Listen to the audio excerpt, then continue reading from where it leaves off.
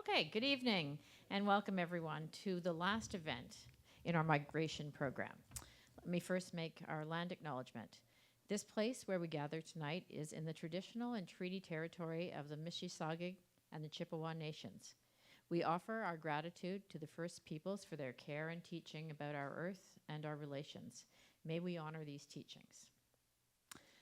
So other than our bird walk, this is the most local of our migration events. Our speakers are from Oshawa, Port Hope, and Cobourg. Yay. We live in an area where farming is big business, and migrant workers are vital to the sustainability of that business.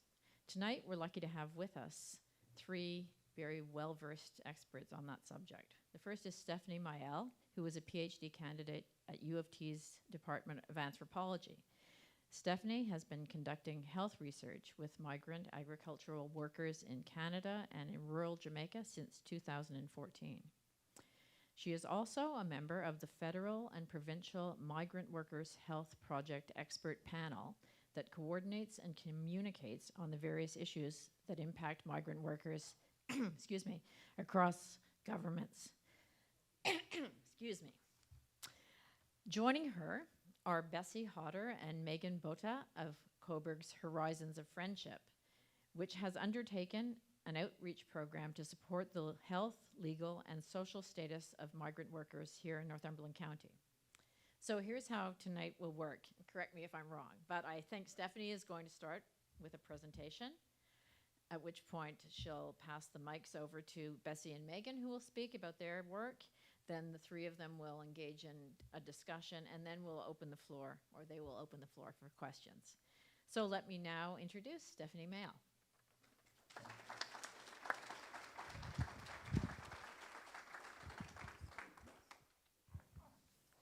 Wired for sound? Good. Hi, everyone. Good evening. Thanks so much to the organizers of the Northumberland Learning Connection for inviting us here today to talk about the issues facing migrant agricultural workers in Ontario. My name is Stephanie Mayel, and as noted, I've been conducting community-based health research with migrant agricultural workers since 2014 across Ontario and across rural Jamaica. I'm a medical anthropologist by training, and my research focuses on mental health, injury, access to healthcare and social supports, and racism. I am here today with my friends Megan Bota and Bessie Hodder from Horizons of Friendship, a local migrant worker support group in Northumberland here, to discuss the important role of community, connections, and social inclusion in fostering well-being among migrant agricultural workers in this region. So today's presentation will begin with a brief introduction to migrant agricultural workers in Canada. Next, I will discuss workers' health issues and structural vulnerabilities, highlighting some of the social determinants of health facing this population, and the barriers that migrant workers encounter accessing healthcare and social supports. Next, I'm going to talk about mental health among migrant workers in Canada, noting cultural variation between groups of workers, and I will conclude with the factors that foster well-being, including the important role of community. To discuss these topics, I will draw on several research projects that have been applied. They've been conducted over the past couple of decades, some by myself and others in collaboration with a variety of colleagues at several Ontario institutions. These projects used various methodological approaches, including quantitative and qualitative interviews, participant observation, surveys, focus groups, and clinical observations with hundreds of migrant workers and many other stakeholders. To conclude, my friends Megan and Bessie will give a presentation on the work they are doing with Horizons of Friendship here in Northumberland County, and then we will wrap up with a brief discussion on the ways their organization is working to build community and friendship with workers here. So just for context, for more than 50 years, the Canadian agriculture industry has relied on migrant workers to perform the difficult, dangerous, and low-paid work needed to sustain Canada's agriculture sectors. In 2022, amid an entrenched global health crisis, more than 70,000 migrant agricultural workers were employed in Canada. Most of these workers came from Mexico, Guatemala, and Jamaica.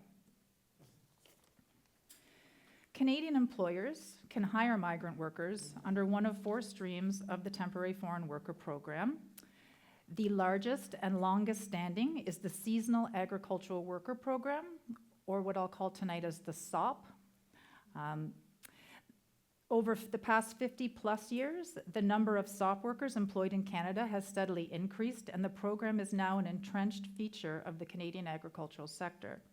In 2022, in the middle of the COVID pandemic, more than 41,000 SOP workers were employed in Canada. The SOP is operated through bilateral agreements between the Canadian government and sending state governments, and SOP workers are supported in Canada by officials from their sending country.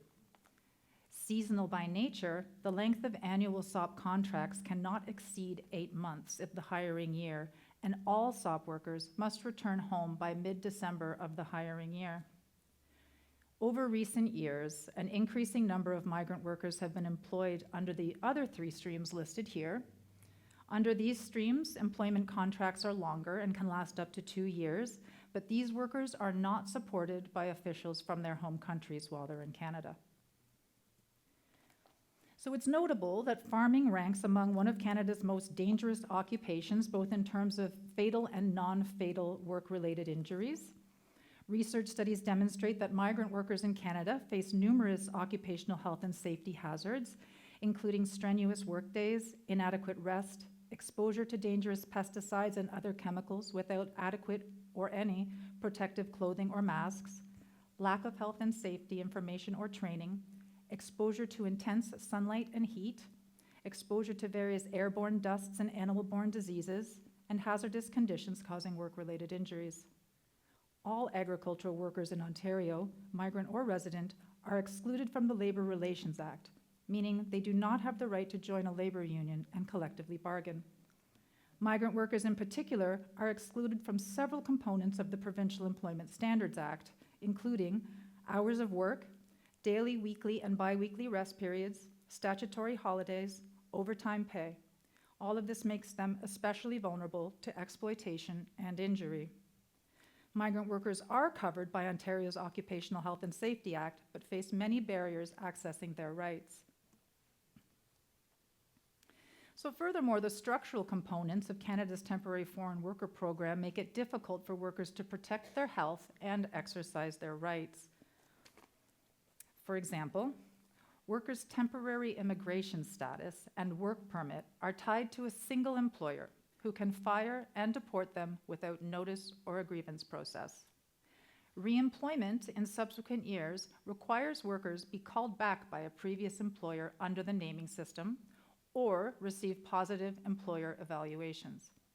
This means workers are often unable to refuse unsafe work and are reluctant to report situations of abuse for fear of deportation or loss of future employment in Canada. While in Canada, migrant workers must live in employer-provided housing that is generally dehumanizing and unsafe. Moreover, migrant workers experience numerous barriers to accessing social supports and healthcare, and injured and sick workers are often terminated and deported before they can access healthcare or file a workers' compensation claim. Consequently, all migrant agricultural workers in Canada are structurally vulnerable to poor health outcomes.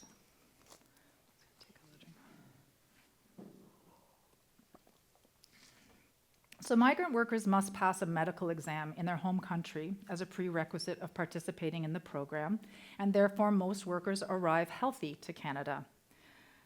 However, while working and living in Canada, workers are exposed to various physical and psychosocial health risks, and as a result, they are vulnerable to various health issues related to occupational and environmental health, sexual and reproductive health, chronic and infectious diseases, as well as poor mental health. All of these issues are linked to the intersecting and overlapping social determinants of health faced by migrant agricultural workers in Canada, and these include precarious employment and working conditions, low income and social status, lack of social support and connectedness, substandard living environments and housing, limited access to healthcare, language and literacy barriers, gender issues, and racism and other forms of discrimination. So migrant workers in Canada were disproportionately harmed during the COVID-19 pandemic. Early in the pandemic, closed borders and air travel restrictions gave rise to concerns among farmers that they would not be able to hire the migrant workers their operations depended upon. The federal government responded by allowing migrant workers who were deemed critical to the food system to enter Canada. However, the policies put in place to protect workers were inadequate and failed to consider the social determinants of health faced by this population. As a result, approximately 10% of migrant workers in Ontario tested COVID positive in the early stages of the pandemic, and numerous workers died in the various waves, representing some of the youngest deaths in the province. In the summer of 2022, Jamaican migrant workers and their allies spoke out against these grave circumstances in an open letter to Jamaica's Ministry of Labour, requesting more support in the face of what they called systematic slavery. Days after penning the letter, a migrant worker died on the job in Northumberland County. Media coverage of the letter provoked both federal and international government responses. In August of 23, another group of Jamaican workers in a different part of Ontario were fired and deported after they held a one-day strike to protest what they described as substandard living conditions on their farm. These situations prompted investigations by the United Nations, and in September of 23, a UN Special Rapporteur declared Canada's Temporary Foreign Worker Program a, quote, breeding ground for contemporary forms of slavery. So migrant agriculture workers in Canada are entitled to provincial health care while they're here working, but they do experience many practical and structural barriers. So employers are responsible for taking migrant workers to apply for the provincial health cards they require to access services, which makes migrant workers dependent upon their employers. Workers who wish to access healthcare independently encounter several practical barriers, including long hours of work and limited clinic hours in rural areas, lack of information about local health services, lack of transportation, delays in receiving their health cards, and language and literacy barriers. Workers also face several structural barriers, including lack of information about and integration into local healthcare systems, dependence on employer and the resulting confidentiality concerns, inconsistent access to internet and cell phone services, and lack of long-term transnational care in cases of severe injury or illness. During the pandemic, all of these access barriers worsened. So migrant workers' mental health. It is best understood through a psychosocial model that considers the influence of social and environmental factors on an individual's thoughts, behaviors, and ability to function. Leading expert in migrant worker health in Canada, Janet McLaughlin, explored the mental health of SOP workers from all sending countries in her doctoral research and uncovered several common factors that contribute to mental and emotional strains. These include missing and worrying about family, isolation in a foreign cultural and linguistic environment, powerlessness and vulnerability, tensions with employers, co-workers, roommates, illness and injury, cramped and restricted housing conditions, stressful and unsafe working conditions, food insecurity and concerns over nutrition and weight, lack of sleep and insomnia, concerns over bicycle safety, and fear of an accident.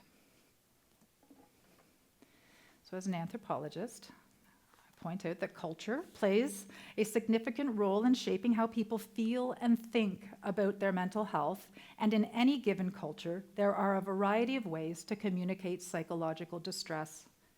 Anthropologist Ava Smisk and her colleagues investigated the mental health of SOP workers from Mexico and found that Mexican workers report experiencing nerves in association with their participation in the SOP. Nerves is a local illness category, an idiom of distress. In medical anthropology, an idiom of distress directs attention to the socially and culturally mediated ways of experiencing and expressing distress. The symptoms of nerves include bad mood, anger, even rage at themselves and others, desperation, lack of concentration, lack of coordination, sweating, difficulty sleeping and fatigue, trembling and pain. Although the symptoms of nerves resemble those of anxiety and or mood disorders in Western societies, in Mexico, medicalization has not occurred. This means that nerves is not seen as a health issue rooted in the psychology of the individual, but rather as symptoms related to the broader social context. So my research, I'm just going to grab something.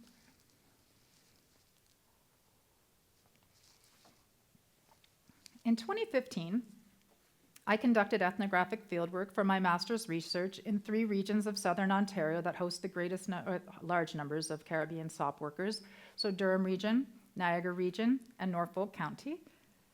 My goal was to understand how Jamaican workers experience mental health in association with the SOP. My methods included interviews, surveys, and participant observation. Early in my fieldwork, I learned the concept of mental health was highly stigmatized among Jamaican workers who associated it with madness or craziness. So I sought instead to uncover the common idiom of distress that Jamaican workers use to articulate their suffering and their psychological distress. I also wanted to learn how workers cope with distress and understand variation in outcomes among the workers I met, and also learn how workers are differently supported in these different regions of the province. So I found that Jamaican workers experience psychological distress that ranges from mild to extreme suffering, and they articulate their distress primarily in terms of stress, as many of us can.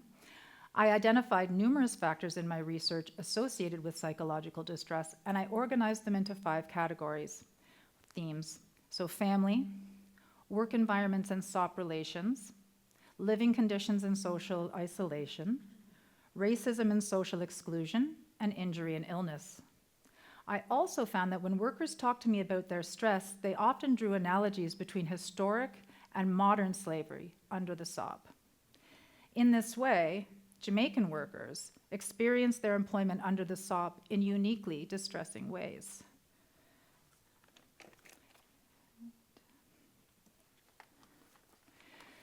So I'm going to just go over the 5 themes that I identified in my research and just unpack them with reference to some of the quotes from some of my research participants.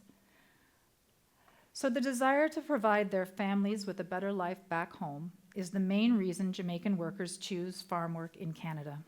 So it's unsurprising that workers report stress associated with homesickness, missing and worrying about family, and transnational parenting. Andrew explained, the reason why we come to Canada is to work so that we can maintain our family. But how can we maintain our family under certain pressures that we face? You are married and you are here from 8 months. And within that 8 months, you don't know what can happen in Jamaica while you're in Canada working so hard. Distance from family and community was particularly difficult for workers when a loved one passed away back home. I found that grief exacerbated feelings of homesickness and could provoke extreme sadness. So most workers were aware of the importance of personal protective equipment, given the dangerous nature of farming. So the fact that employers did not regularly provide adequate protection was a source of stress for most workers I spoke to. Young workers, especially those in their first year, were surprised and unprepared for the harsh work conditions in Canada, and most expressed disbelief at the realities of working under the SOP. Trevor, who worked at a berry farm for several years, described his average workday. You get up at 5 a.m. and you only get 15 minutes break in the morning, half-hour lunchtime, and 15 minutes break in the evening. You have to always be bending your back and working right through the day. It's like we're still in slavery, because you come here and the boss is going to tell you that you can't get up for 2 seconds just to stand up. You can't do that, you know. Many workers felt powerless to refuse unsafe work conditions or report abuse for fear of deportation, and they expressed dismay at the lack of support provided by their sending country representatives. Stories about poor living conditions and inadequate housing were common. Typically, workers' housing accommodations are located in rural areas, often on or near the farm property. Although there was variation among the bunkhouses that I visited, most were poorly constructed, poorly maintained, overcrowded, and lacking in adequate amenities. When I asked Patrick what he thought about his housing in Ontario, he quipped, "You don't think that Jamaican people have homes? Do you think we live in shacks? We have quality houses back home. So when I look at the bunkhouse and how offshore workers live here, I wonder, how is it Canada is a first world country when things are so backward?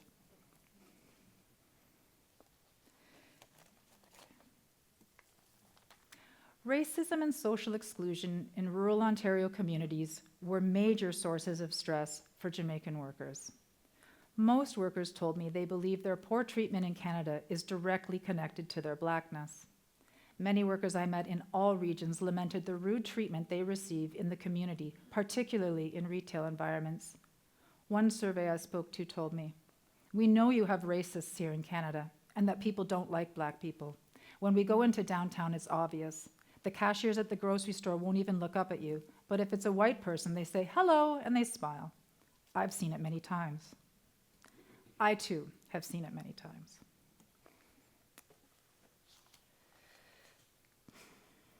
So a few months after I first met Clayton while doing outreach, he suffered a serious workplace accident caused by faulty farm equipment. Although Clayton did inform his employer of the broken machinery before the accident, he was ordered back to work. Soon after, the machine broke again, and a metal bin weighing more than 2,000 pounds fell on him.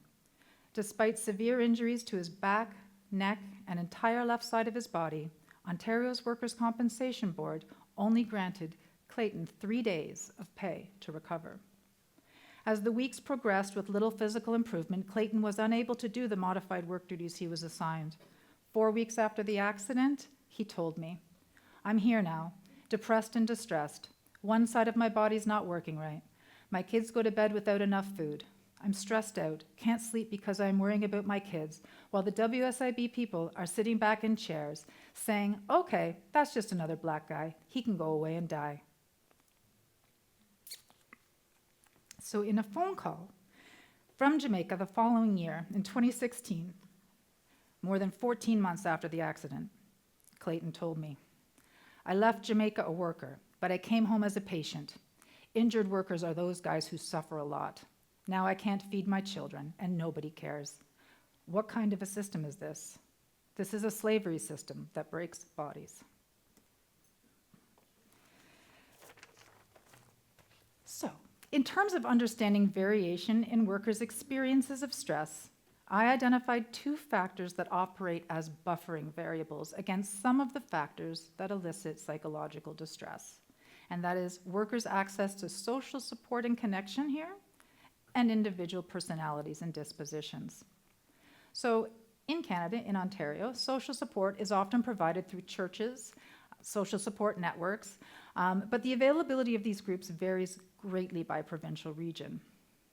So I also found that when workers talk to me about their stress, they often emphasized a personal resilience that they found to be, or believed to be, rooted both in the historic legacy of plantation slavery and the survival of their ancestors in that system, which is nurtured on their part by a deep religious faith.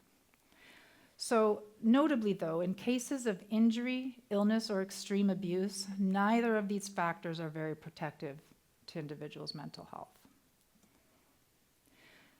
So just drawing attention to migrant worker support networks. So these networks exist in regions across the province and often knit together various stakeholders in the community, provincial organizations, NGOs, local churches, volunteers, students. Some of the member organizations that stood out during my research in 2015 were the Anglican Church of Canada, the United Food and Commercial Workers Union, community health centers, the Occupational Health Clinics for Ontario Workers, and the AIDS Committees of Ontario. These networks have grown and evolved over the 9 years since I was on the ground, and there are new groups actually popping up all the time. So in sum, though, the precarious nature of their employment in Canada means migrant agricultural workers are structurally vulnerable to poor health outcomes. It's important to recognize, though, that workers' mental health outcomes are shaped by psychosocial forces, and that poor mental health is often related to abusive work environments, dangerous workplaces, dehumanizing conditions, or illness and injury. Equally important to consider is the essential role of community connectedness and social inclusion in providing workers with a buffer against poor mental health. In this way, local community groups and churches all play important roles in fostering well-being among migrant workers in Ontario. And one such group that provides meaningful and essential support to workers in the Northumberland County is Horizons of Friendship. And my friends Megan and Bessie are now going to tell you about the amazing work they are doing to build community here with migrant workers.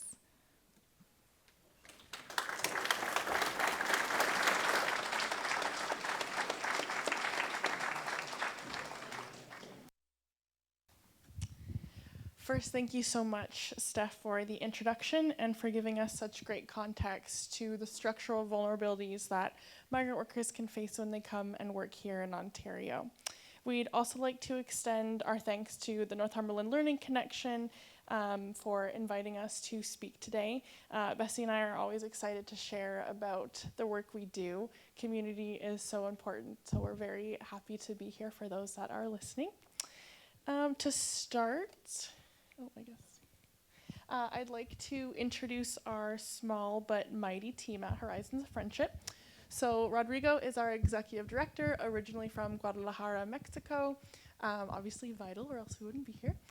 Aaron, our manager, business and donor relations. And then we have Amy, who's our volunteer engagement and store coordinator, who some of you may know or see. Our building is located on Cobourg Street, and we actually have a thrift store that you may or may not have known about. So if you don't know about it, come to our thrift store. It's great. Our thrift store also actually supports migrant workers. We have bags for them. They can fill a bag for $5. So that's kind of one way that we front face with that support as well. And then we have Bessie, who is our Migrant Worker Outreach Coordinator. Bessie speaks fluent Spanish and holds a master's background in migration and research that focused on the impact of detention centers on Latin women in America. And she is obviously a vital part of our program. We have Marcus, who is our financial analyst, also very important, he's our accountant.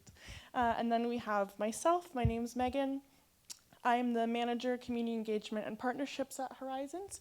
I have a master's degree in social justice and community engagement, and my research focused on migrant workers and public health during the pandemic.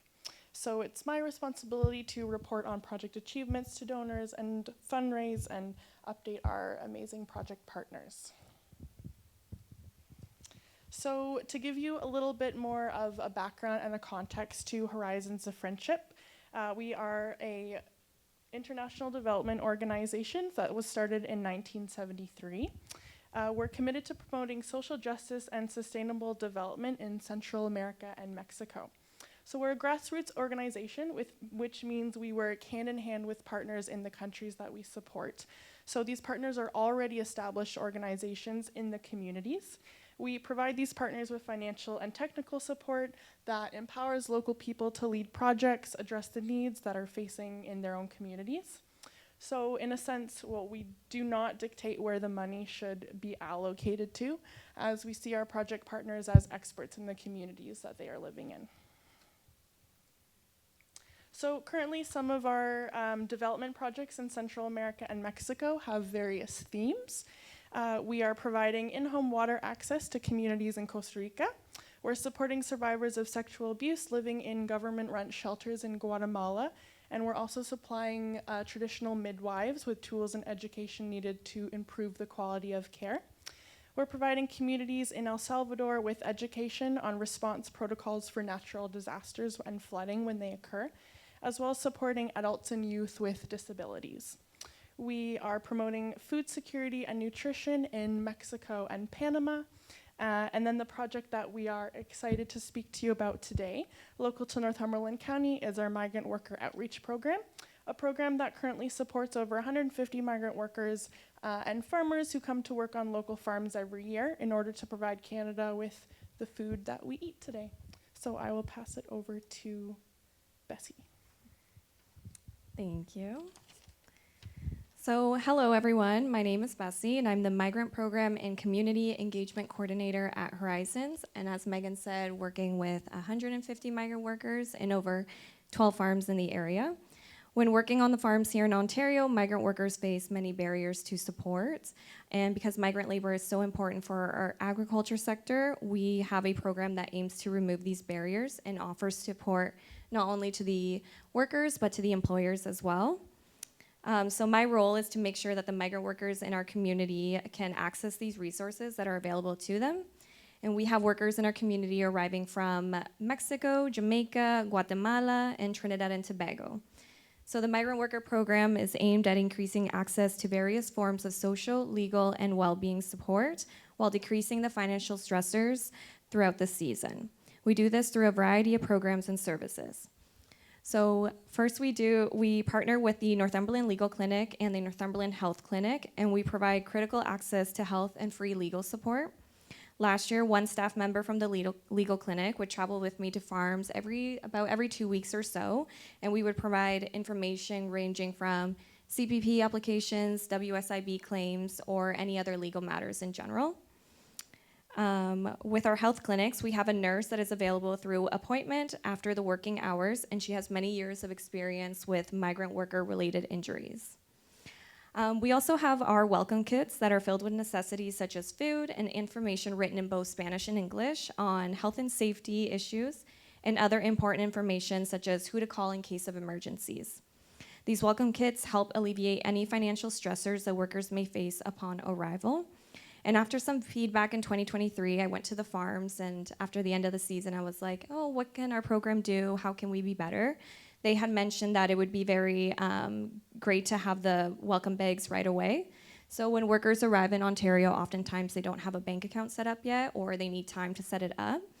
And they may also have to wait until their first paycheck in order to buy certain things. So the welcome kits have been a great support. So from April to May, we have distributed around 50 welcome kits so far.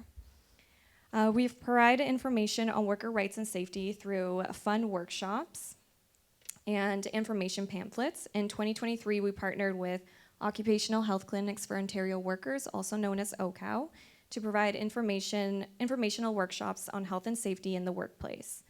We thought this was a very valuable thing to implement because oftentimes when workers arrive to the farms, they may not be getting the proper health and safety training. So this was a good way to educate them on health and safety matters. At Horizons, we offer translation and transportation services to both workers and employers. I've had employers reach out to me and say, hey, Bessie, do you mind coming over and translating for the Spanish-speaking workers? I want to do like a mid-year evaluation. So the conversations look like interpreting, how's the job been so far? Is there anything that they have concerns over or anything that they would like to change? So that was really great. I have had other employers reach out to see if I could take workers to hospital visits or appointments. And for translation services, I've had both employers and workers wanting to better communicate with their employers. So our program not only aims to provide educational and valuable information, but we hope to promote community strengthening amongst migrant workers and reduce isolation through social activities, including appreciation dinners, outdoor events, and cultural and traditional celebrations. So we're very excited, the last program, we're very excited to introduce a new program that Megan and I created last year. It's our wellness program. Megan will expand on the details of the program later on, but we're very proud and excited to have been able to create such a much needed service after seeing the importance of mental health support in our migrant workers. So our current local partners are the Northumberland Community Legal Center offering free confidential legal support, the Community Health Center offering free health support, Occupational Health Clinics for Ontario Workers with free health and safety training, the Northumberland Federation of Agriculture, who partnered with us for the wellness program, and they were also so graciously kind enough to sponsor our Migrant Worker Appreciation Dinner. And Cornerstone and Family Violence Prevention Center, they were so nice to provide free female hygiene supplies to the women migrant workers that are in our area. So in the next few slides, we would like to show you some pictures of our programs being implemented in 2023 and onwards. Our partnership with OCOW offered 5 free workshops from June to October on Sunday, one Sunday a month, and topics included heat stress and sun safety, aches and pains, and health and safety training in general. These workshops were designed to be very hands-on, and OCOW would provide workers with items such as eye drops, safety glasses, and more. So as you can see in the pictures, they're very hands-on, informal workshops. What to do in case you pass out because of heat stroke, and we had stickers that said aches, ouch, and they would put it on their body, and then the OCOW team would explain to them alternative ways of doing the work or stretches so that they weren't in so much pain. And then pictures for our welcome kits is there up on the board. We have women migrant workers in our area, and then there's some pictures of the guys there. So those are our welcome kits. We had 50 distributed so far today.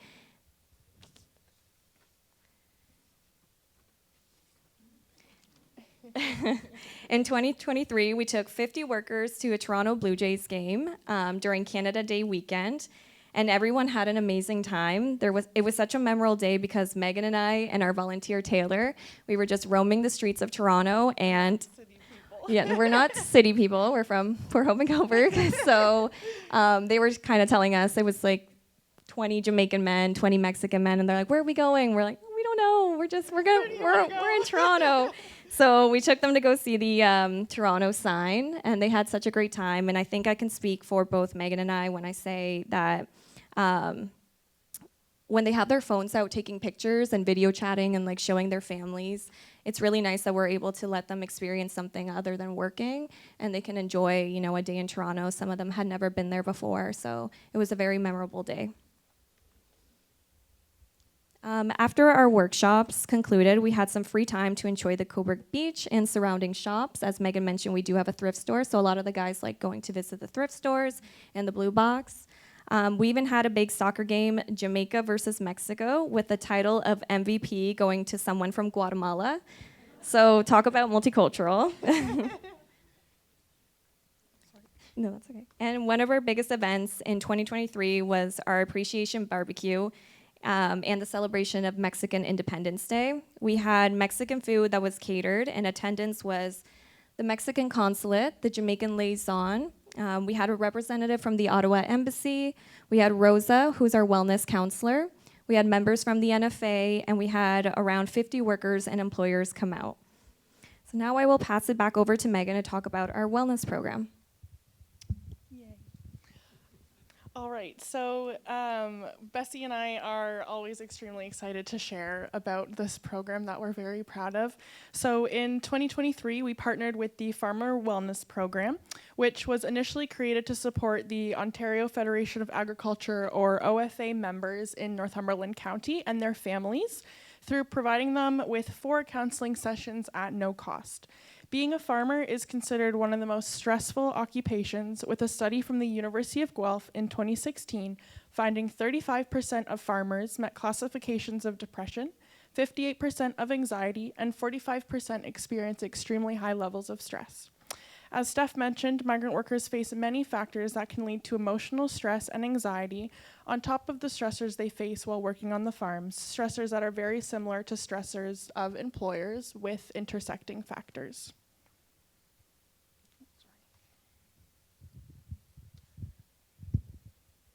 So some of these additional stressors that we see include missing their family, finding out about violent events that taken place back home in their home countries, being isolated from the community, and having an injury at work. All of these themes are one we have encountered at Horizons, which is why we realize we need to fill the gap that is accessible mental wellness support for this population. So a little bit more about our program. Our program offers 8 free sessions of counseling support per worker with possibility of extension. As we continue working together to extend these services to migrant agricultural workers, to date, our counselor has facilitated over 13 sessions in less than a year. These services are provided by a licensed psychologist, her name is Rosa Cervantes, in English and Spanish, and after working hours to ensure they are accessible to workers. This is a great achievement and a clear demonstration that there is a huge need to continue supporting the mental wellness of migrant workers. So after recent chats, Rose and I and Megan got together, and we wanted to know what kind of the major themes was that she had found working with the agricultural workers in our area.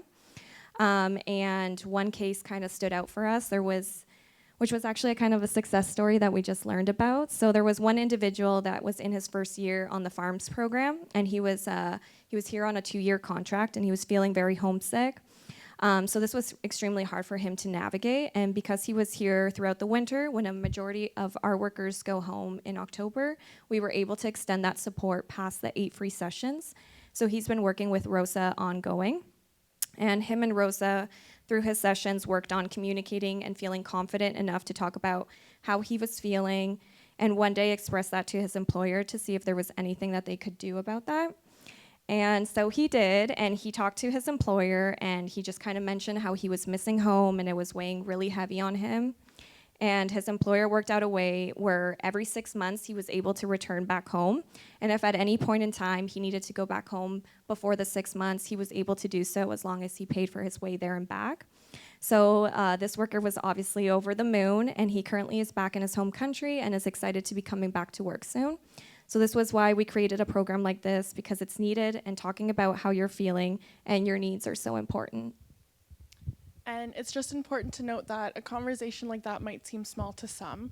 To some, it might be, well, just if you're feeling stressed or if you have anxiety or if you're just not having a good day, talk to your boss, and hopefully he can support you with that. But for a migrant worker, oftentimes they do face a power imbalance, and there are certain scenarios where if a worker speaks up, he could be sent home or he could be looked down upon, and they are sometimes too fearful to tell their boss or their employer how they're actually feeling on the inside. So that conversation is very important, just to note that there can be that power imbalance, so that fear of speaking up. So having those conversations and talking through those conversations was clearly very helpful in this one circumstance.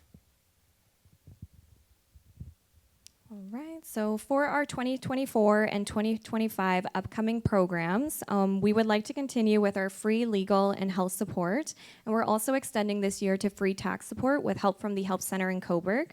We would like to continue free educational workshops, so we're going to partner with OCOW as well as other organizations on topics such as diabetes and heart disease, because that is a prominent topic in Latin American and Caribbean countries. Addictions and how to find healthier alternatives with support from Rosa, health and safety, and more topics. So we would like to continue with cultural celebrations. Last year, we participated in 2 Mexican traditions, Dia de los Muertos and Rosca de Reyes. So we would like to continue with Mexican and Jamaican and Guatemalan, whoever's here. We want to get on board with the traditions and celebrate their culture.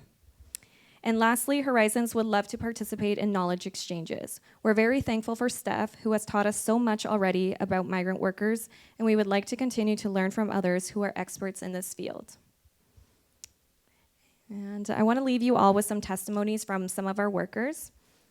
So this is from Jose. I really liked the events that you had, how sometimes we played soccer. I hope to see more sports and games next year. Everything was great. The events gave us a chance to have fun and forget about other things. Thank you for everything. And Graciano said, I really like what the workers at Horizons do for us. They are always thinking about us, and I like the programs they offer us. I really like the chats we had and during the Sunday events. The people who came were great. We met more people, and we got familiar with those who were working around the community. We also learned a lot. And then today, I got a testimony from the individual who was working with the wellness program that I wanted to share. So at the beginning, it helped clear my mind. And in conversations, I saw things differently. I thought differently and made decisions differently also.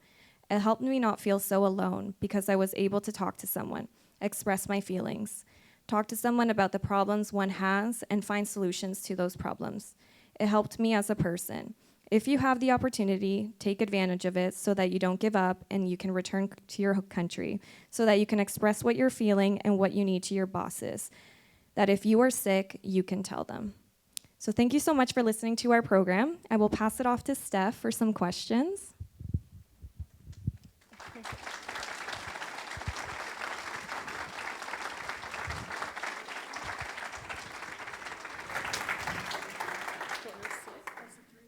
Okay, we could.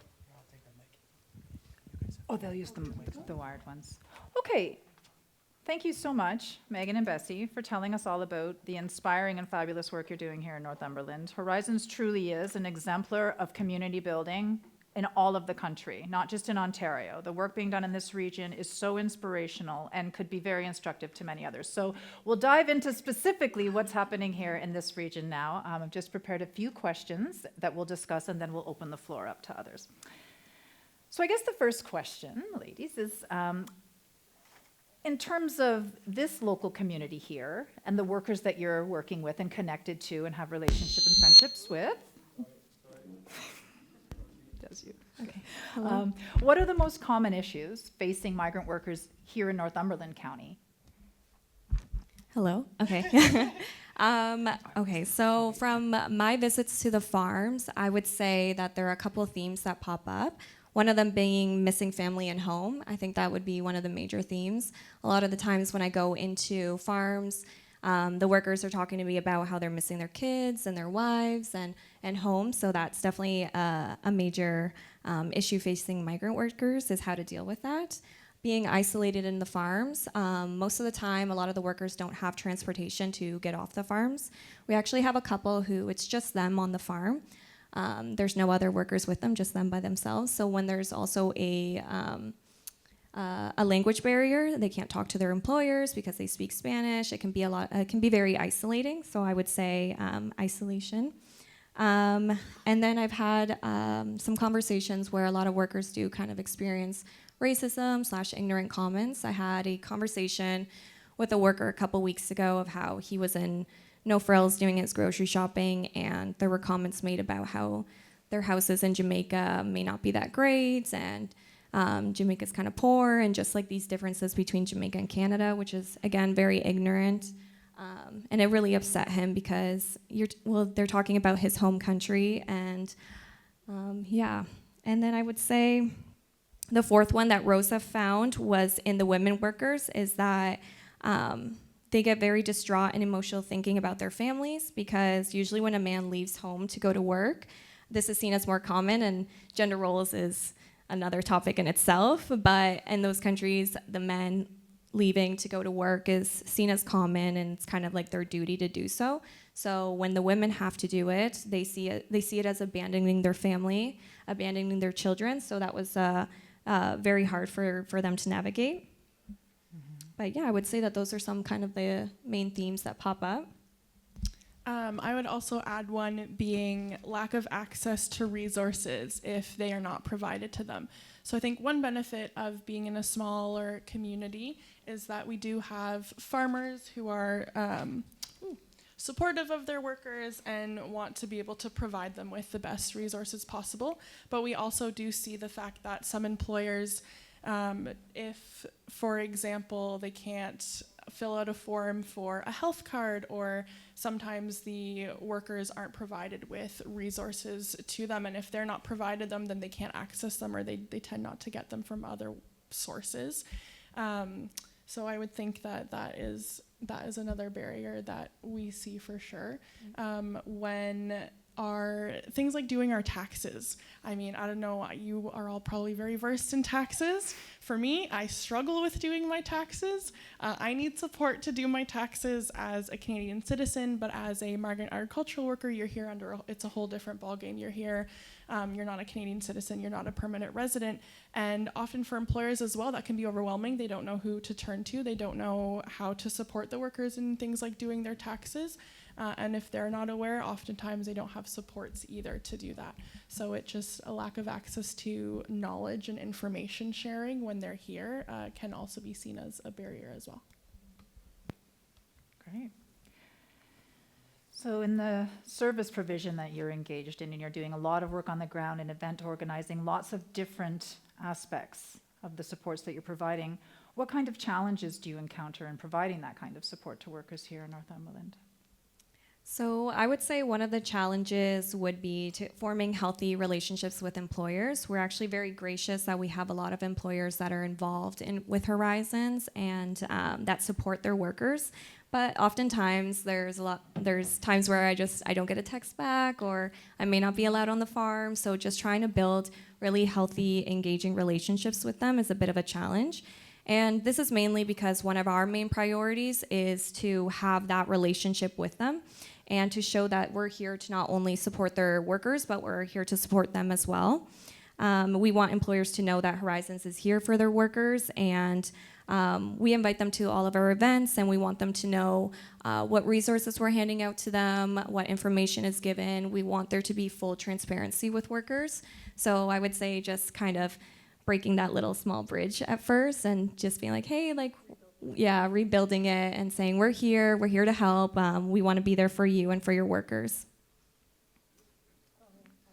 Do you have one? I do have Okay. one. I think on top of what Bessie mentioned, from a program perspective, one of the challenges we face is obtaining funding to keep our project going. So often migrant workers fall between the cracks. They're here for various amounts of times. It can differ. And they're not seen as, like I mentioned before, permanent residents. They're not citizens. And they can't access various supports due to their precarious status. So that is where funding is tricky.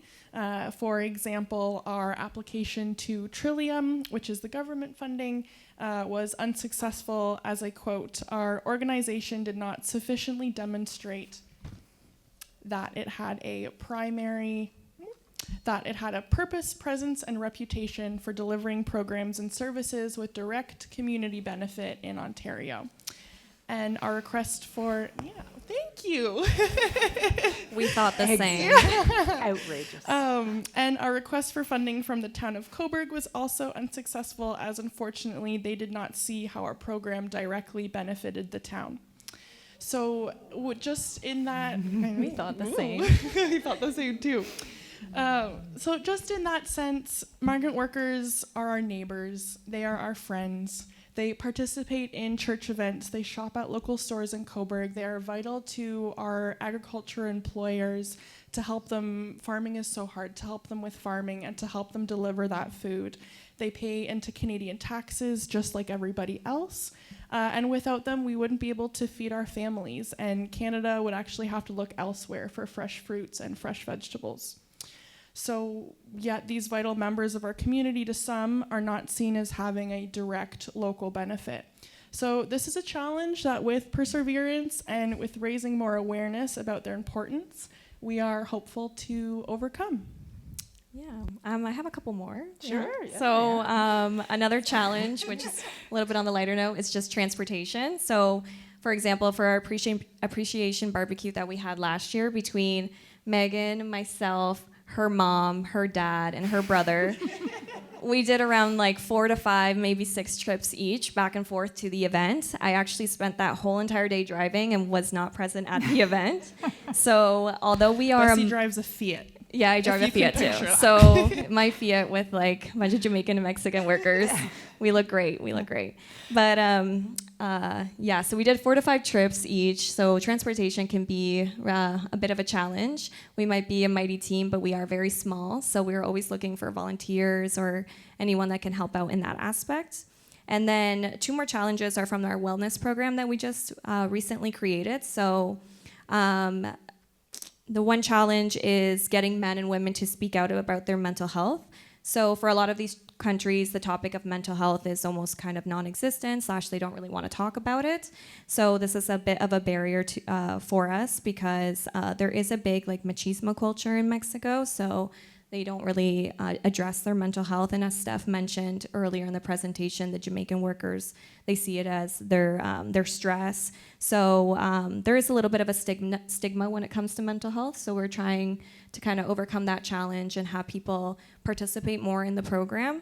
And I think the way that Megan and I do it is that we call our program the wellness program. So we kind of avoid any like scary terms such as depression, anxiety, counselor, psychology, all of that. It's more welcoming, I think, that way. And we want to definitely overcome that challenge and have more people participate, because we think it's definitely well needed. And then also we're having a little bit of a challenge finding a Caribbean counselor. So we think cultural differences play a huge part in comfort and trust when talking to a counselor. So I'm not sure if any of you have seeked out some counseling or therapy, but usually they tell you to shop around for counselors, because not everyone is going to be a right match for you. And we think the same. We think that a Caribbean counselor would be better for our Caribbean workers, because I think they're a little bit reluctant to speak to Rosa. She does speak English, but accents and stuff and just cultural differences do play a part. And so we would like to have the option of having more options for them. That's it. Awesome. Okay, and so this is a question for everyone in the room. So how can community members here in Northumberland County get involved with the awesome work that you're doing? That is a great question. So, like Bessie mentioned before, we're always looking for volunteers to help with events and be active in our community. Transportation, they're very unstructured events. So if you like unstructured events, we'd love to have you. That being in a sense, as migrant workers they're here to work first and foremost, right? They're here to make money for our families. If they can take time off of the farm to come and be social, that's great. That means often if we have an event at 4, maybe we'll hear at 3 o'clock that people want to come and we'll show up. So that's fantastic. So just getting involved in those and coming out and supporting those types of events. Secondly, as I mentioned, we do have a thrift store. So making donations to our thrift store as migrant workers in our area use it to shop for themselves. They shop for their families back home. And we have our Fill a Bag for $5 program. So they're always looking for things like work boots, work clothing, suitcases, and rain jackets, things like that. Like work pants are difficult sometimes, and like the steel-toed boots are sometimes hard to come by as well. So making donations is definitely one way. Obviously, financial contributions to our program are always welcomed. We are very grateful for that opportunity. And then sharing our program with members of your community can make a huge impact. Sharing your thoughts about the program, sharing the knowledge you have about migrant workers and how important they are to our community, how important they are to Canada, to our food system. Going home with the new idea that not only are farmers so vital, we all know farmers are so vital, but that migrant agricultural workers are here and they exist and they are vital too. So I think I'll end on what I say to people frequently. If you ate today, don't forget to thank a farmer and a migrant worker.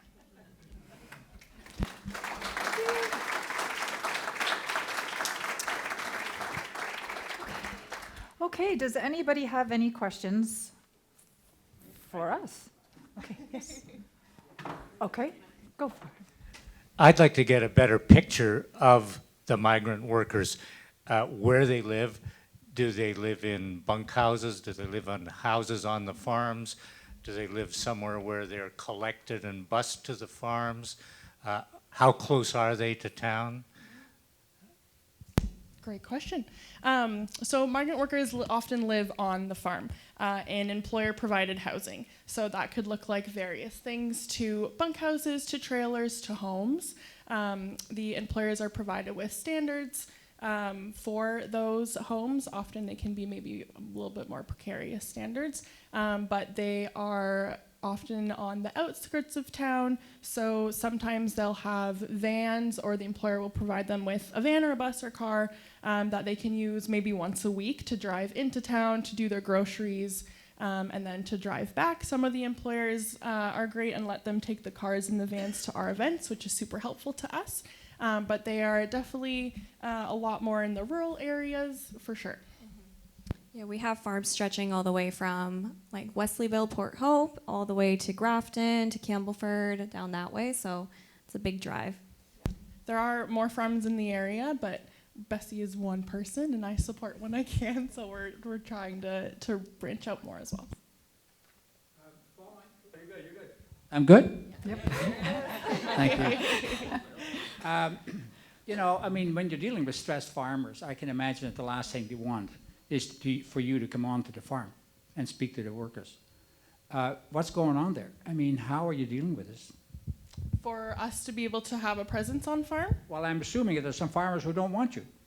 Yeah, I think Bessie and I, do you want to speak on Sure, that? yeah, we do run into that situation sometimes. Again, what we want to stress is to have healthy relationships with employers. So when Megan first started out going to the farms, we would reach employers, we would call them and explain to them who we are, what the organization does, and kind of just have full transparency of the program itself and how we just want to offer our supports, donate to their workers, let them know of the resources. If they ever need anything, such as how to fill out your pension plan, then there is a service there for them. So we do contact the employers beforehand and make sure that we are allowed to be on the farms. And if they say no, that doesn't mean that we fully stop trying to provide supports, right? So It's going there, it's showing our faces, it's a smile, and it's just consistently trying to build a relationship as you will build trust with anybody else. There was actually a certain situation where someone had asked if I could take a worker to the bank, and the employer had said, no, it's okay, like, that's fine. You know what they actually need? They actually need is pots and pans. I'm like, perfect. So I go back to our thrift store, and I grab as many pots and pans as I can find, and I bring them over to the farm because we want them to know that we are here. And they were so surprised. They're like, wow, you guys are fast. Like, you work really fast. I'm like, yes. Like, we want to make sure that you know that we're fine. We're here. We're just here to help. So. Yep. I have a two-part question. First of all, you mentioned the Cobourg's response, and I'm wondering whether you have worked with the county at all in terms of support. And also, we have very active Rotary clubs here. Have you approached them? Oh, for sure. So Bessie and I in April actually did a presentation to the Northumberland Sunrise Rotary, and that was fantastic. They were very welcoming. For the county, our boss just recently had a conversation with the county, and so we're working on building that bridge for those programs as well. I am here because I live in a house surrounded by orchards, and I see them, the migrants, every day. And even if I don't talk with them very often, I admire them very much. They are always smiling. They work very hard. They sing, and which I like very much because we hear them singing. Oh, I love that. And they work very hard early morning in the rain, you know, and it's cold, and sometimes till early evening. And when I look at them, and I appreciate everything you said, I ask myself one question. What kind of salaries do they have? I'm curious about it. I think Steph can definitely touch on salary structure. So they're paid minimum wage. That said, piecework is a common wage rate in a high-producing farm environment, and that's when severe exploitation sometimes sets in, because it's the faster that you work, you can be paid by weight or you can be paid by volume. And oftentimes we see in those environments as an incentive to work faster and harder, there's always one slowest person in the day who receives the next day off without pay as a punishment for working so slow. So it's a never-ending, so that's one wage environment. Interestingly, some migrant workers, especially younger ones, prefer that wage model because they can make more. Because otherwise it's minimum wage, but no overtime and no vacation pay. So it could be a 14-hour workday at minimum wage, and never more than that. Now, it is very common that workers report discrepancies on their paid stubs between the hours that they're actually working and those that they're paid for. So, yes, not much. But every time the minimum wage goes up in Ontario, starting in January, February, I'll start getting calls from worker friends in Jamaica, sort of like, is this true? Is this real? Because the lack of information about these kinds of changes means that workers often don't know. So sometimes they may be earning less than they should be because they don't know that minimum wage went up and they have an unscrupulous employer. So. Okay, I think it's my turn, Bob. Oh, hi. Hi, I'm over here. If you were in charge and could change two aspects of the migrant worker program in our country in order to make big sweeping structural changes, what would they be? So, Only two. Only two. Only two? So, so there's two aspects of the program that need to be changed. One is this indentured nature of the program, where a worker whose labor is needed here is hired on a contract that ties them to a single employer who can deport them and fire them without any recourse. So long, and that's called a closed work permit. So as long as closed work permits exist, this is an indentured form of labor, and I think as Canadians, we're not okay with that. So that's one thing that needs to change, and that looks like employment mobility. And so it's not that this solution hasn't been presented numerous times to the federal government. An open sectoral work permit that allows workers to choose and change employers would also be the impetus within the agricultural community itself that employers, many of whom are great people, would provide the conditions necessary to attract and retain the kind of workers that they want, rather than this captive, unfree labor force that's tied on closed work permits and therefore have no ability to exercise their rights. So the closed work permits, and the other aspect of the thing that needs changing is that no matter how long a seasonal agricultural worker who's hired on that SOP program works in Canada, so 10 years, 20, 30, 40, they can never apply for permanent residency here. Not only that, they may be supporting families back home. Their children cannot come to school here. They cannot be reunified with their families. Their families cannot benefit from anything that they're building here for us. So an end to closed work permits and increased access to permanent residency for any worker willing to come here on contract and work for so long. I would add as a, I know you said 2, but as like 2.2 would be family reunification. If we see that workers are coming here for a decade and they're working for up to 8 months to keep their children in school back home, why not have pathways here? We need healthcare workers. Lots and lots and lots of different sectors in our country need workers. Why not make this something more holistic to allow families to thrive and succeed, not just individuals at the sacrifice and expense of families? So that would be my answer.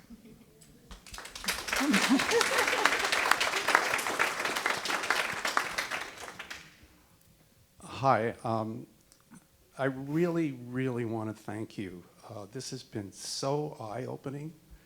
There's been times where the things I've heard have been really uncomfortable. And I want to thank Bessie and Megan and Friends of Horizon. I feel very proud to be in this community, to hear what you guys are doing. It's remarkable. Can you tell me, I think, let's acknowledge something. There are 3 women on the stage. I don't see any men here. Can you just maybe talk a little bit about what it's like to be, first of all, involved in this, and then on the front lines as women? And thank you for doing that. So before this role that I have here at Horizons, I actually worked on a farm that employed migrant workers. I worked at a tree farm in Port Hope. It started off as one of my best friends being like, hey, come work here in the summer. It's going to be fun. And I'm like, okay, sounds good. And I go in there, and it was the hardest job I had ever had to do. I was in the potting line, I was setting trees down, I was lifting. It was from like 6 a.m. to like 6 p.m. at one point in the summer. It was fun because I was with the Jamaican workers and they were awesome. I just enjoyed my time there. I was there for 2 years. So now in this role, I get to go back to that farm and talk to them and offer them supports and give them donations and say hi. And I'll show up. So when I was working at the farm, I was working with sweatpants, like grungy clothes. I rolled out of bed, brushed my teeth, went to the farm. I was just I say oftentimes that I like turned into a man. And now I'll visit the farms in my work clothes, and I'm like, hey, like this is what we're doing. And they go and they're like, wow, this is how it should be. Like you're dressed so nice. Like you're a professional woman. Like this is great. So I feel very proud, and I'm very honored to have, be working in a position like this, to be able to offer supports.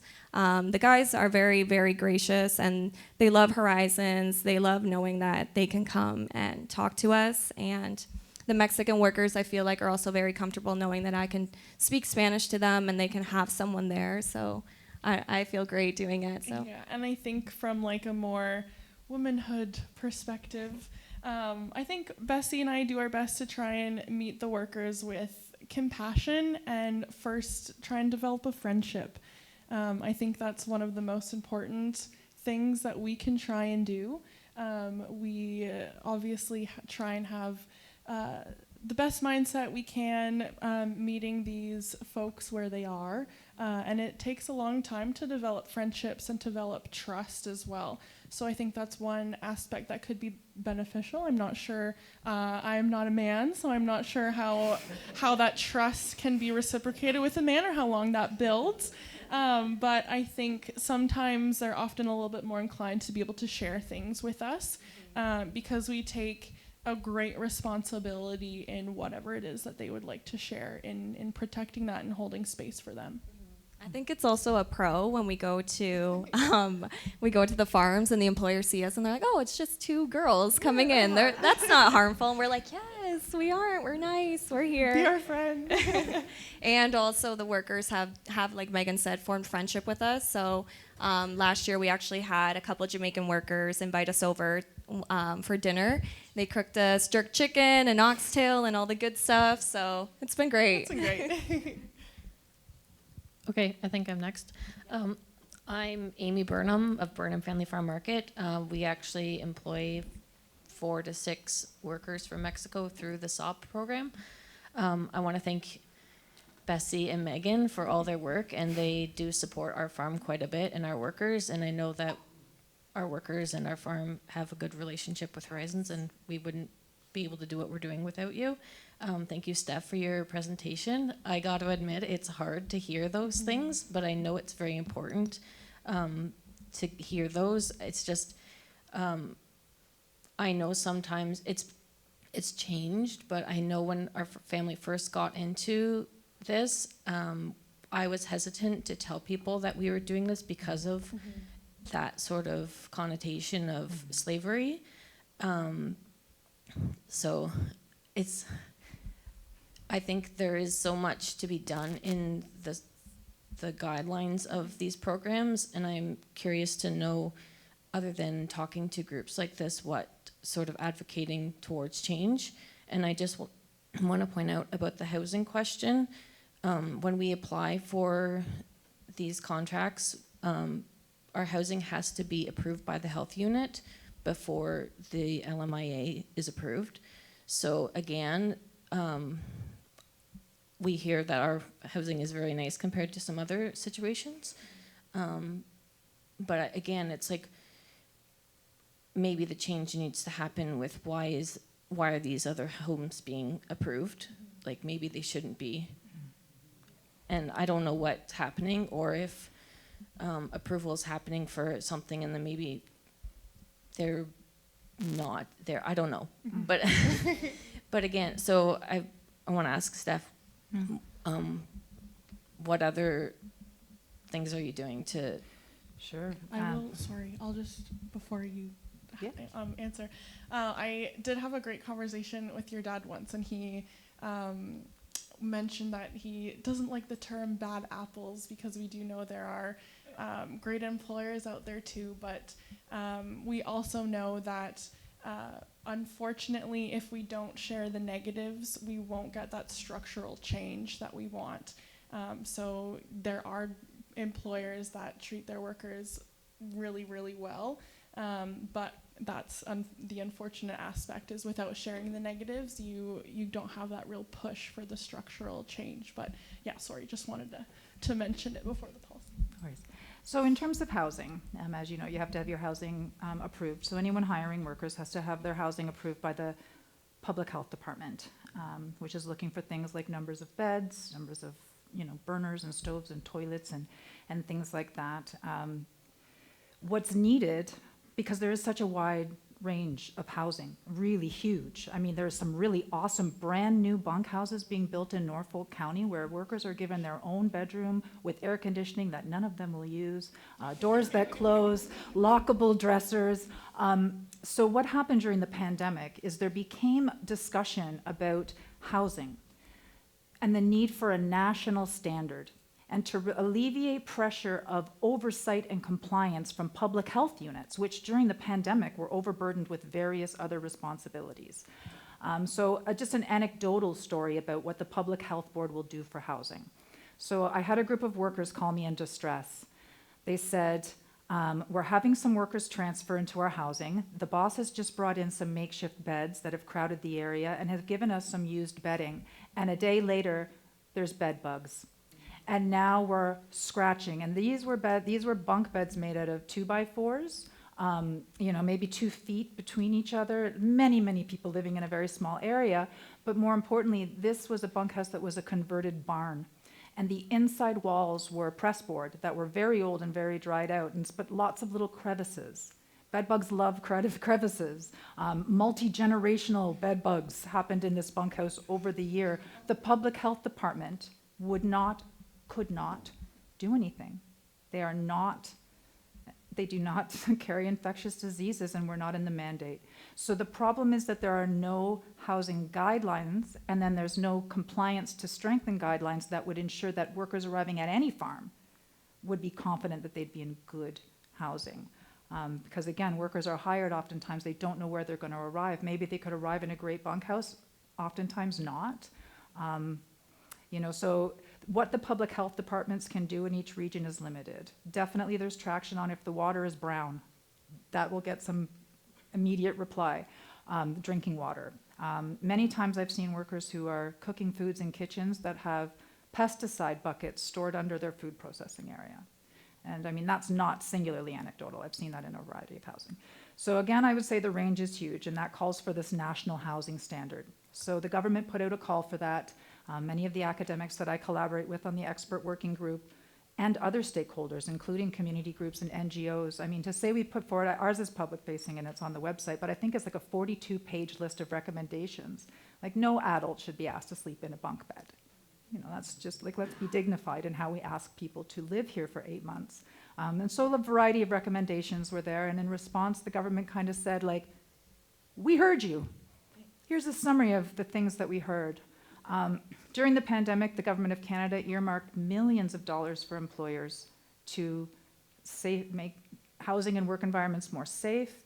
The Auditor General released a report where they were sort of scathing, saying all this money was made available, but not very many employers took advantage of it. Now, employers in the pandemic had competing priorities, most certainly.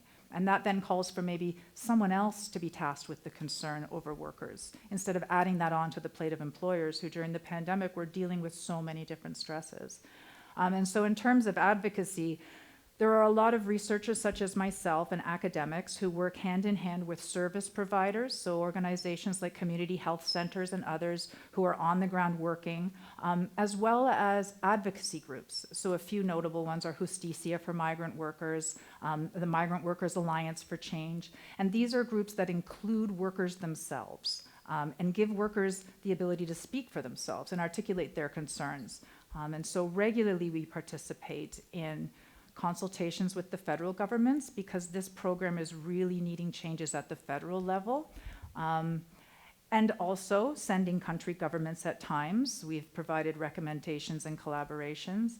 And also I personally work to support injured workers in their legal cases challenging WSIB rulings, and also to advocate to governments for increased access to a more stable and secure immigration status for migrant workers that doesn't make them so precarious. What locals and individuals can do is, a lot of these organizations always look for support, sort of just sending letters to your local MP or your local MPP, because what's required is policy change and compliance regimes that take the pressure and the guesswork off of employers, and a system that would allow for workers to be seen as full humans here, with full rights. I don't know if that answered your question. Sometimes I can ramble. Okay. Hi, I'm from Clarington, and there are many migrant workers in Clarington. Mm-hmm. One employer I know has more than 300. So, but I just wondered if there's anything in Clarington comparable to your services, yes. We do not have farms here that we're supporting with more than 300 workers. No, yeah. But if they need us, we could try. Well, there is a group. The Migrant Worker Ministry is located out of Orono.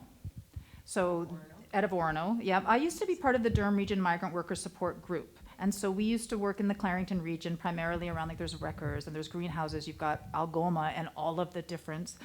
So there's tons of agricultural production in Clarington. And it's a very choice region because there's go buses and all sorts of accessibility that can overcome that transportation barrier that workers in more rural areas, further away from the 401 corridor or urban areas. But that network has sort of there's been some issues. During the pandemic, the Government of Canada decided that the solution was to give money to groups that are already doing the work on the ground. This was a good idea in thinking, but in actual practical application, it didn't work so well. Not every group was able to put together a funding application, so some of the groups doing the work maybe didn't apply for the money, and then they're being kind of overshadowed or undermined by other activities. So things in Durham have changed a little bit lately, and in Clarington area. So it's in flux right now but there has been an organization called TNO, the neighborhood organization, that is receiving money from ESDC, which runs the program at the federal level, to provide services to workers in Durham and Clarington. But they're sort of newly establishing services in that region. Is it on? Yes. Okay. I'm one of a few people here who have volunteered for Horizons of Friendship. And I want to say that it's really been admirable hearing you this evening and hearing where Horizons has gone. And I think for a community, we should recognize that this is a very model NGO. And maybe you can be a little more specific about how people can fund and help your organization. I would love to. Thank you. Thank you. This is Megan's expertise. Yeah. Yes. She gets us the money. I can do my best. We have a lot of different aspects. So you can become a monthly donor, where you send a donation monthly that is automated. You can sign up for our newsletters. We have newsletters and appeals that are hand-packed by Bessie and I, and we'll handwrite your name on those newsletters and appeals and send it out to you. You can make donations through our website. You can, which is on the screen up there. Oh yeah. You can come say hi to us in our office, and I will warmly, with gratitude, receive a check with a very big smile on my face.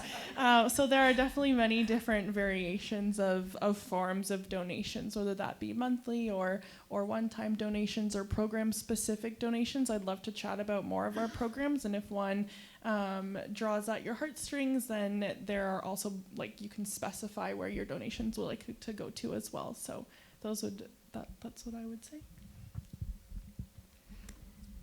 I just have one question, because we had the benefit of having dinner together, and I think our audience would be interested in the jurisdictional issues around Ontario versus federal, and how do we coordinate the legislation or the kinds of change you want to see if there's this regional differences, of authority, I'll say. Mm-hmm. So in terms of the policies, do you mean, how do we? Oh, right. Okay. So, yeah. So what's interesting is the way that migrant workers in Ontario live and work varies slightly from other provinces. Although Ontario hosts the greatest number of migrant agricultural workers and has for the longest amount of time, one of the notable differences between Ontario and BC, the other largest hosting province, and this speaks to a point about what if employers don't want you on their property. In Ontario, migrant workers living in employer-provided housing do not have tenancy rights. That means that they are living on someone else's property. The property owner determines who comes and goes from that property. And if I were to show up at the request of a worker and the employer did not like that, I'm trespassing. And if I don't leave in a timely way, I'm breaking the law. In BC, it's not that way. In BC, workers have tenancy rights no matter where they're living. No employer can control who you see and who you don't see and where you go. One of the largest messages that came, the loudest messages that came from the feds during the pandemic was, dear employers, it's illegal to restrict the movement of your migrant workforce. You cannot tell them they cannot leave, and you cannot tell them that they cannot have visitors. You cannot keep them captive. That's human trafficking, and it violates human trafficking laws in Canada. And that was one of the strongest messages that went out through this new migrant worker support program that the government formed during the pandemic, because so many workers reported being held captive onto farms.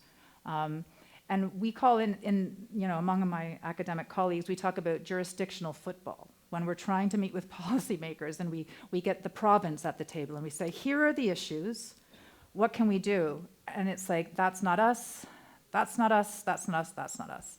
Well, the feds will meet and listen because they administer the program. But there's a little trickiness there too because it's ESDC and these are workers coming over through IRCC.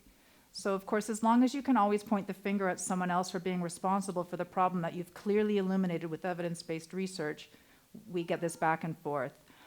Public health units play an important role regionally in inspecting bunkhouses. But during the pandemic, they played an incredibly important role in formulating what was called Section 22 orders that were specific policies and procedures designed to protect migrant workers in each region. And some regions really did great work, you know, trying to protect workers. Other regions were reacting to competing interests among the population and the community. So at the end of the day, it is a federal program. And I think that's where most of the attention needs to go. And even just recently, in the last 2 weeks, I think there's been announcements, you know, the federal government is reevaluating this program and committing to change. That change earmarked for 2027. The fact that there's an election between now and then, your guess is as good as mine. But on an exciting note for policy, I would say that WSIB in Ontario apologized yesterday to migrant workers because the Workplace Safety Insurance Tribunal ruled that WSIB's dealings with migrant workers and cutting off loss of earnings is absolutely unethical and actually illegal. So WSIB is now reevaluating the ways they've processed claims for workers since 2007 and has acknowledged millions of dollars will be paid out to injured workers. So that's a happy note for, for the concluding.